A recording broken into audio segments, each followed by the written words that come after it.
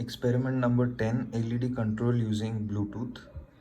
I have uploaded the following code to the ESP32 already.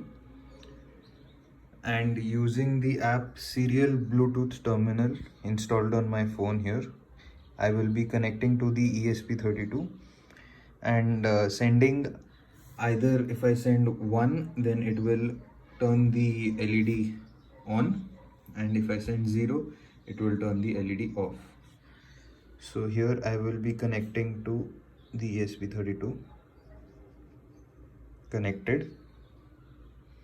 Now if I send 1, as you can see, the LED has turned on, and if I send 0, and the LED has turned off. 1 again, and the LED has turned on. This is the code used for it. Thank you.